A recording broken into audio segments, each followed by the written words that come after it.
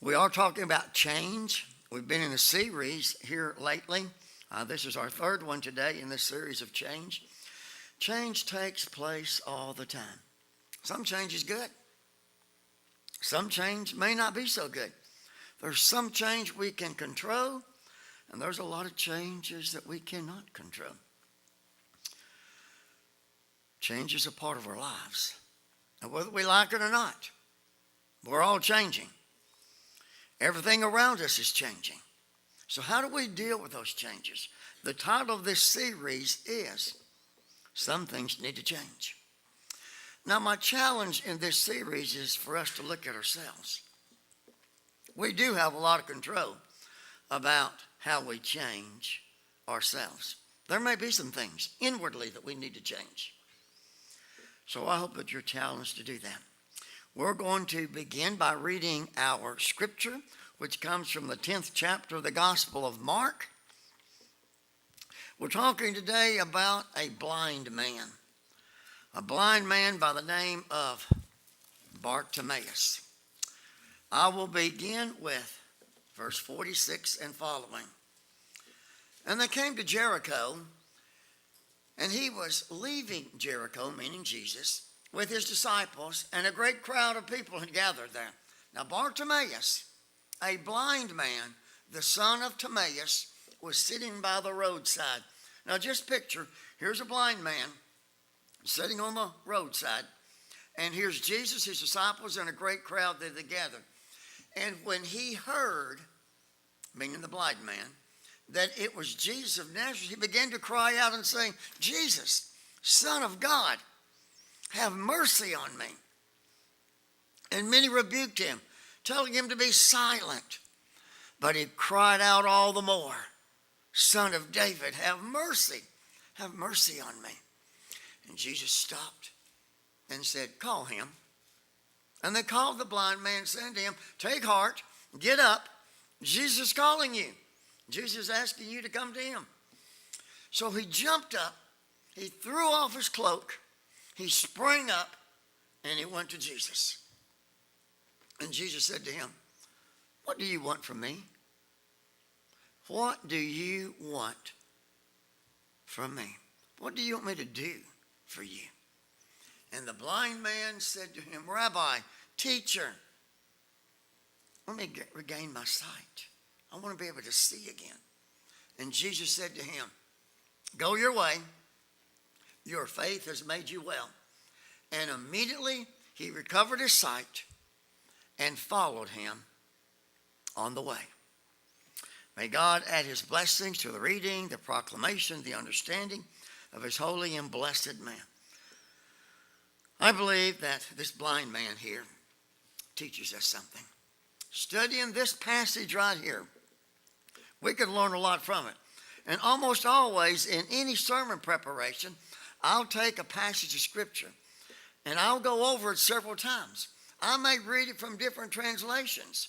If I really get sparky, I may go to the Greek and see what it says in Greek. Although Greek was never one of my favorite subjects, Daniel. I don't know about you. But when I think of difficult times in my life, I think of Greek classes, okay? But anyway, I did learn from that. Now he uttered a cry to the Lord, and we see that the Lord stopped in his tracks and listened and ministered unto him. If you're following along in the bulletin, you'll notice the outline. The first point is Jesus was passing by. There comes a time in our lives. There comes a time in the lives of every one of us when Jesus makes a special trip to you. He passes by. He enters the perimeters of your life. Now, how we respond to that, and we may cry out like blind Bartimaeus. We may totally ignore him, but it doesn't change the fact that Jesus is passing by. But how we respond can have eternal ramifications. I wonder what was going on in Jesus' mind that day.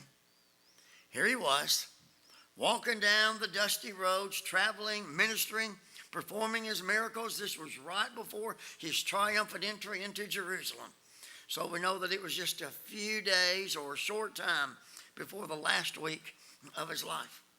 What was going through his mind? Here he hears a man, he sees a man that cannot see him, and he recognizes a need. What was going on in his life?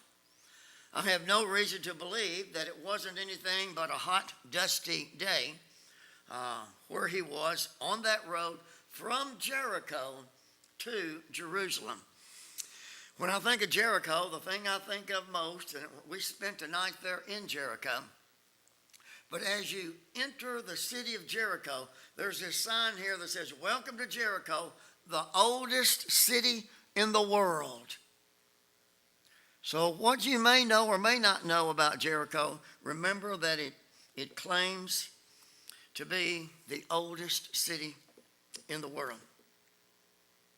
This was only days before his death. According to verse 33 in this same chapter that we're looking at, and he's constantly aware of the crowds that are following him. He's constantly aware of the noise and the chatter that's going on. I think it's interesting to note, here's a blind man. All of us can see. I trust that we've always been able to see. Do you really know, or do you think you can even begin to imagine what it would feel like to not be able to see?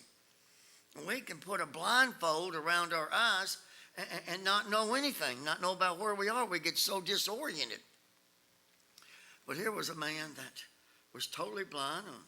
We don't know whether he was totally blind all of his life, he's born that way, or whether something happened. But approximately 70% of our perception comes from our sight. So he had no sight.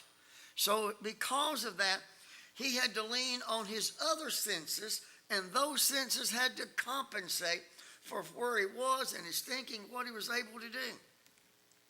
So I would think the sense of feel. Maybe he felt the wind blowing across his face.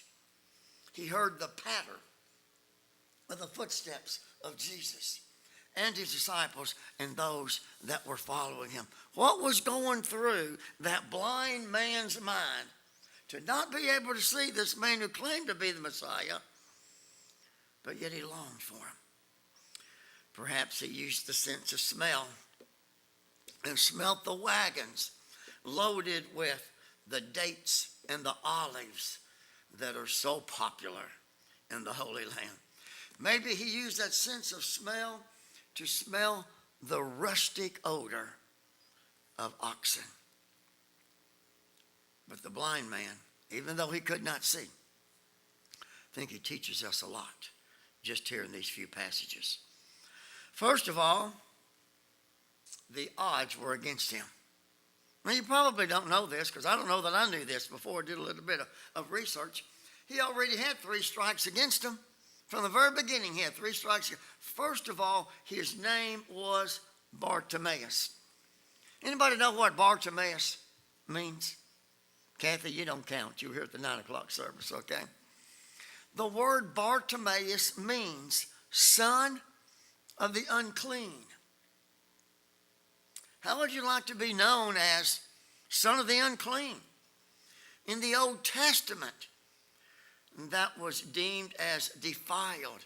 Unclean was a designation used of lepers and others that might have bodily issues. They defiled everywhere they went, every place they went. The things that they touched were forbidden. So he already had 1 strike against him, son of the unclean. And then we see that he was a beggar. Have you ever had to go begging? I did that one time. You know, the Courier-Journal did a story on me way back during my seminary days when I lived on the streets of Louisville. I had $1 to my name. Some of you have heard that story. Some of you have seen that article, because I still have it. But I'm standing on the street corner asking for money. I'm young. Back then, I was probably better looking. I was certainly capable of working. Nobody wanted to help me. Nobody gave me one red penny. I went to Coke machines, hoping that somebody would leave a quarter in the Coke machine. I went to phone booths, back when they had phone booths, and back then they did, looking for a quarter there. You have $1 to your name from Friday afternoon at 6 o'clock till Sunday morning at noon. Well, that's a story in itself, okay? That's the only time I can really remember begging. But I remember the looks on people's faces. I remember one person hollering at me and said, "Get a job." I didn't have any mercy. Here's a guy crying to God, "Have mercy on me." Nobody was going to have mercy on me. It's not fun to be a beggar. Here he was, begging from one meal to the next. I told the 9 o'clock service this morning, neither one of these stories were in my notes here. But when I think about this blind man, this blind beggar, I think about the time I was in Iran, and I think I showed pictures of that in that power slide. And here was a man, this is the way I vision him. He's sitting on the side of the road. He's got this cloak on, and he's got his knees here, and people will just pass by and maybe throw some coins in the middle of between his knees here. I saw that image there when I was in Iran. It looked like to me it was blind just because of his eyes. And I remember wanting to help the man. And the strategy coordinator says, no, don't help him, don't help him. We have government agencies around here that do that. But there was still something about me that wanted to reach out to not just a beggar, but one that could not see. His clothing, I would guess, was nothing more than just rags. He was exposed to all kinds of weather condition, cold, heat, rain.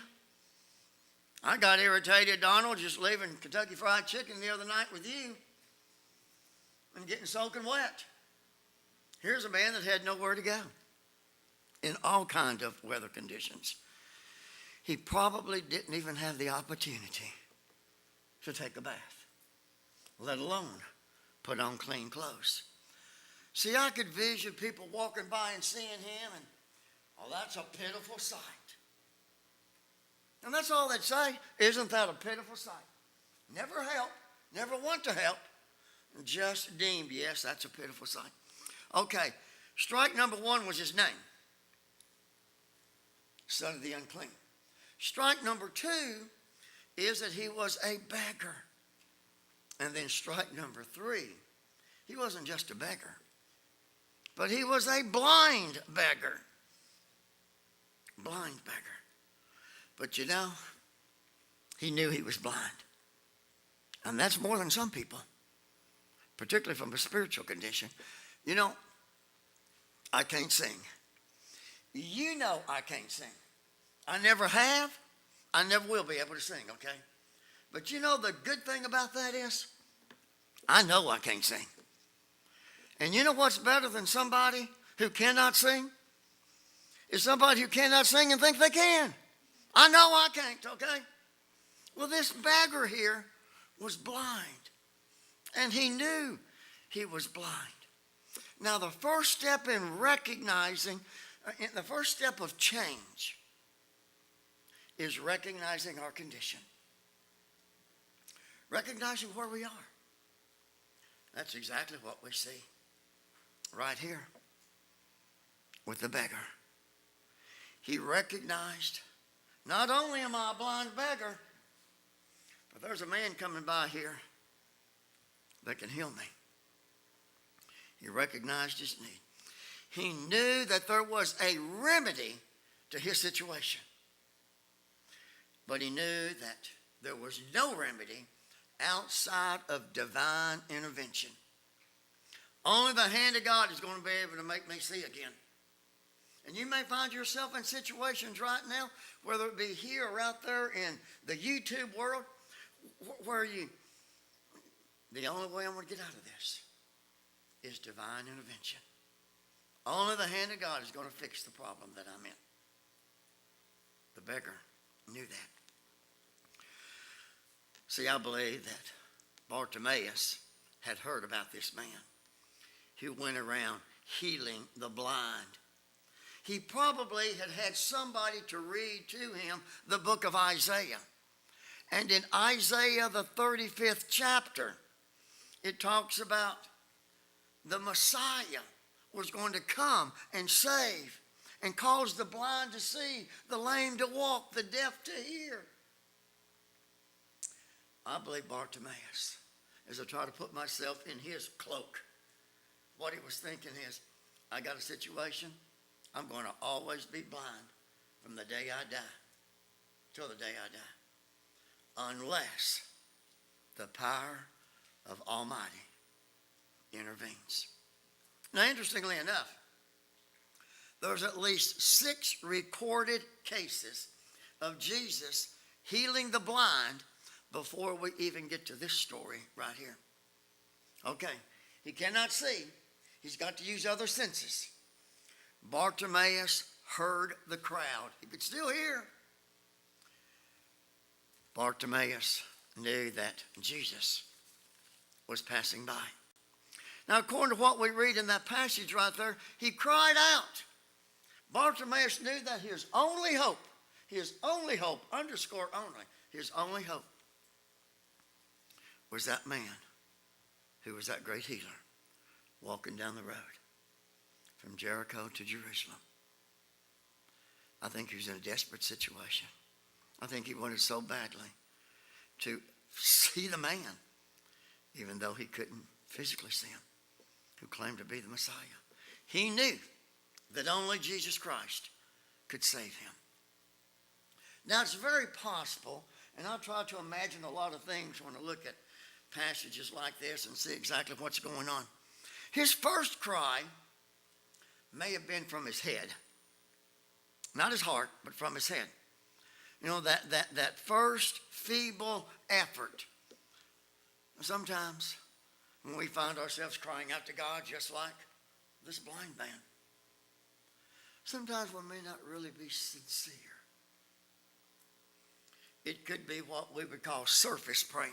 We pray, but it's just a surface kind of prayer. We're really not getting into the nitty-gritty and having a relationship with God and trying to grow in that relationship. It's just something that we're uttering. That's not a whole lot more than surface praying.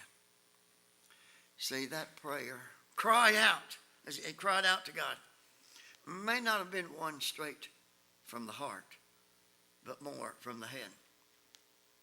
Reminds me of the 9-year-old boy who was asked how his 2-year-old brother was doing and if he was talking. The 9-year-old said, why should he talk? He gets his way and gets everything he wants just by hollering.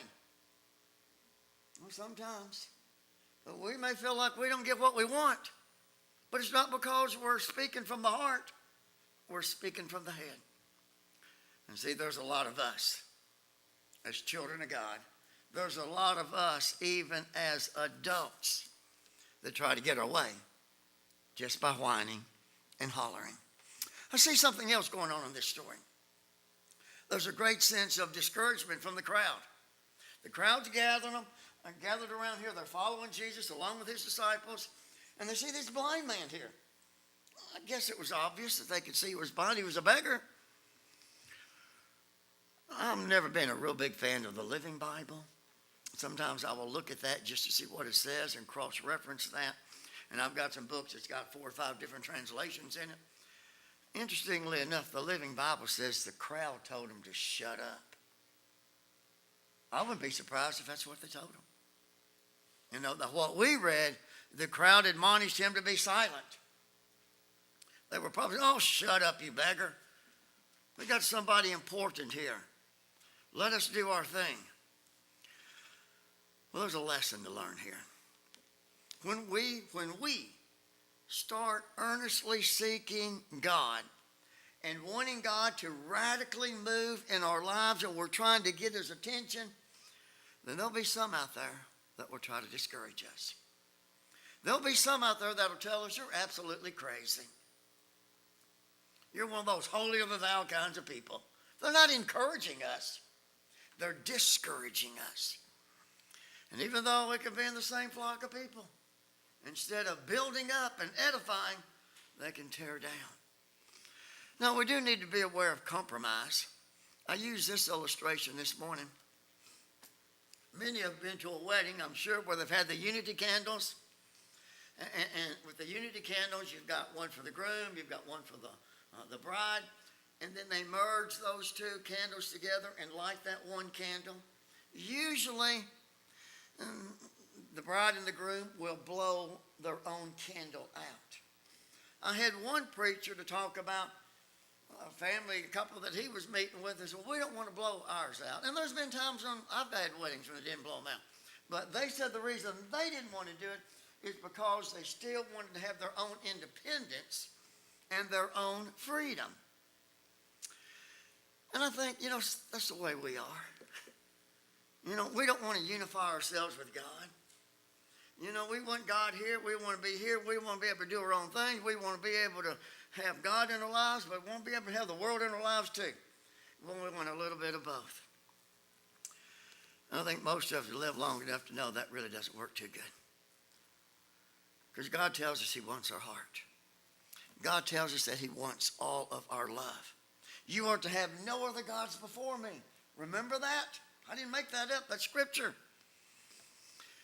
But it's so easy to have one foot on the dock and one foot in the boat. And we find ourselves straddled. We got to make a decision. And I've said it. If I've said it one time, I've said it a million times in 29 years. It's not about a religion. It's about a relationship. And when we think about who Jesus Christ is, we need to look at the relationship that we have or the relationship that we lack in having with Christ. And then I see that second cry wasn't from the head. That second cry was from the heart. I use this illustration. A lifeguard was asked, how can you tell when there's somebody really in need out there in this beach when there's hundreds of people out here swimming? How can you know when there's really somebody in distress amongst all the noise and all the hollering and all the fun? His answer was, no matter how great the noise is, no matter how great the confusion is, there's never been a single time when I could not distinguish the cry of distress above all the other noise. I can always tell that cry of distress. That's exactly what God is like. And there's no doubt in my mind, there's plenty of us, maybe right now, going through that cry of distress. But in the midst of all the babble, in the midst of all the confusion of life, God never fails to hear the cries of our soul. He never fails to hear the cry of our desperation. See, Jesus heard the desperate cry of a blind beggar. And then we're told here in this passage that Jesus stood still. Here I imagine him walking along in his sandals down that dusty road. And he hears this voice. The first one coming from the head. The second time, I believe Jesus could understand that this really did come from the heart. And because of that, Jesus stops where he is. Now here's an instance where human cry stopped God in his tracks. Jesus, God in the flesh, stopped him right there. Now, if you really want the touch of God, and you want to see how God can work and how God can hear our cries, I believe it'd do us good to study Bartimaeus. Not that we have a whole lot of information on him, but what we do have, we've got a lot we can learn. He was able to get God's attention. And I'm going to call that a prayer because that's really what that was. But I see in that prayer he was willing to face human ridicule just to have God to respond to him. The human ridicule with those that were surrounding him and said, oh, Silence. Shut up. He was desperate. See, in that cry, the second time particularly, I see a cry of desperation. There was no other way out. I'm either going to be healed of this man who claims to be the Messiah, or I'm going to be blind the rest of my life. There's no other way out of it. He knew that Jesus Christ was his only answer. And the more they tried to silence him, the more they told him to shut up, and I don't really like that term, the more he was determined to focus on who this Messiah really was. Getting to Jesus and having him to deal with his situation was that all-consuming passion that he had. And next we see that he was ushered into his presence. And get up, get up. He's calling for you. And as he got up, he took his cloak off. I think that's symbolic of the fact that Bartimaeus was leaving his past behind him. I believe that he knew when he took that cloak and stood up and took that cloak off, I'm throwing away the past here. I'm getting rid of that. I'm starting afresh and anew because I believe this Messiah is going to come to my needs. Throwing that cloak aside demonstrated that he was leaving his old life. See, that cloak defined who Bartimaeus really was. I called him Bart a few times. Sorry about that. I have it in my notes that way. Bartimaeus. It identified him as being poor. It identified him as being a beggar. That was probably the only possession that he had. That cloak. But it was by an act of faith. And he knew that if Jesus Christ could heal him, that he would never be a blind person, and he'd certainly never be a blind beggar. But then he said to the blind man, "What do you want me to do?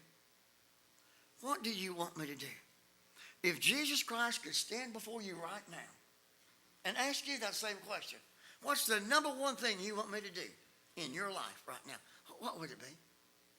I could go down a whole long list of things, but I'd have to think about that. Number one, I think I probably know what that would be, but I have another long list to follow. What do you want me to do? What do you want God to do in your life? See, we see this blind beggar, and we see where he was. He knew what he wanted. He knew what the answer was. And Jesus stood there and said, "What do you want me to do?" And he said, "I want to be able to see. I want my sight." And it was his faith that made him whole. So here was a man that was blind. How do we relate to him? We can all see. But there are so many of us that are spiritually blind. We can't see God. Can't see God at work. We can't see what he's doing. Maybe we're not even trying to see. We're not being obedient. Do we hear the footsteps of our Master walking toward us, asking us the question, "What do you want me to do for you?" I can do it, but you've got to believe. Let's pray.